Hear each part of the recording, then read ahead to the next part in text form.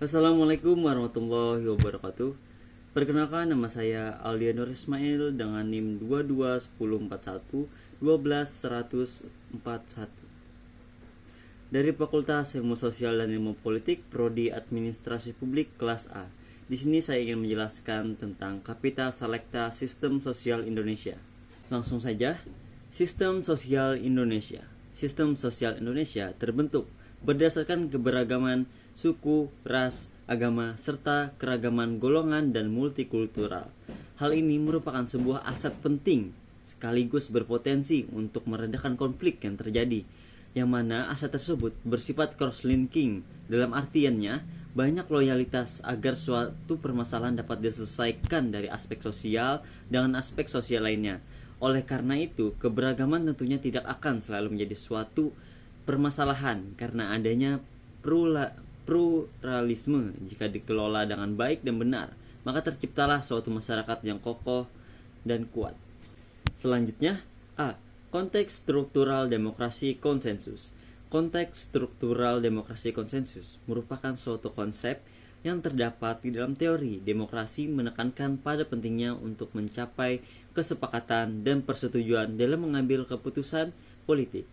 Dalam konteksnya ini, struktur politik dirancang guna memfasilitasi pembicaraan ataupun dialog, negosiasi, dan pencapaian konsensus antar berbagai kelompok dan kepentingannya.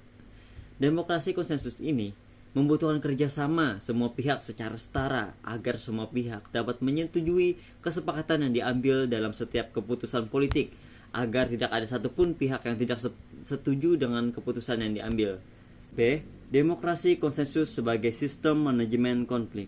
Demokrasi konsensus sebagai sistem manajemen konflik dijalankan untuk mencegah terjadinya polarisasi dan memastikan agar kepentingan semua pihak terpenuhi, agar tidak adanya yang merasa dirugikan atas keputusan yang akan diambil. Hal tersebut dapat mengurangi ketegangan antar pihak dan potensi terjadinya konflik jangka panjang, karena keputusan tidak hanya mementingkan suara mayoritas, akan tetapi juga mempertimbangkan masing-masing minoritas. C. Elemen-elemen demokrasi konsensus. Ada 3 elemen demokrasi konsensus yang menjamin tegak dan kokohnya konstitusionalisme di zaman modern ini. Yang pertama yaitu kesepakatan tentang tujuan ataupun cita-cita bersama, atau yang disebut dengan the general goals of society or general acceptance of the same philosophy of government. Hal itu sangat menentukan tegaknya konstitusi dan konstitusionalisme di negara Indonesia. Yang kedua, kesepakatan tentang the rule of law sebagai landasan pemerintahan atau penyelenggaraan negara, artinya bahwa basis pemerintahan didasarkan atas aturan hukum dan konstitusi.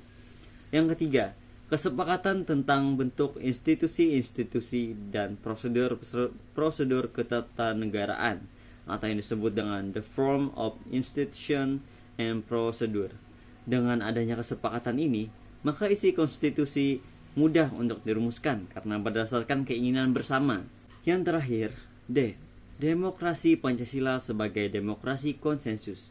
Demokrasi Pancasila sebagai demokrasi konsensus menunjukkan bahwa kehidupan berbangsa dan bernegara di Indonesia memprioritaskan musyawarah untuk mencapai keputusan bersama.